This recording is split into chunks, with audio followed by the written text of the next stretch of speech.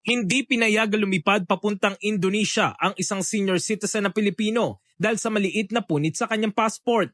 Sa viral social media post, ikinwento ni Diana Natividad kung paano naging bangungot ang masayasanang family vacation sa Bali. Dahil dito, agad dumaksyon ang Department of Transportation. Ayon sa DOTR, iniimbestigahan na nila ang insidente at nakikipag-ugnay na rin ito sa immigration sa Bali, Indonesia upang alamin kung sila nga ba ang nagsabing hindi katanggap-tanggap ang pasaporte ng pasahero.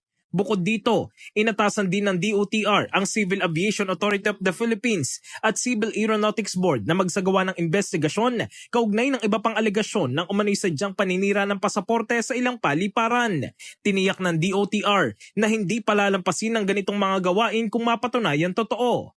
Pinaalalahanan din nila ang publiko na panatilihing maayos ang kondisyon ng kanilang mga pasaporte. Samantala, nanawagan naman ng DOTR sa mga local at international airlines na tiyaking hindi naaabusong karapatan ng mga pasahero habang sinusuri ang kanilang mga pasaporte. Bagamat tungkulin ng mga airline na tiyaking ng bisa at integridad ng pasaporte ng mga pasahero, hindi daw dapat inaabuso ng kanilang mga tauhan ng kapangyarihang ito. Base sa umiiral na protocol, kailangan makapag-ugnayan ng mga airlines sa immigration authorities ng bansang pupuntahan ng pasahero upang beripikahin kung tatanggapin pa rin ng pasaporteng may sira.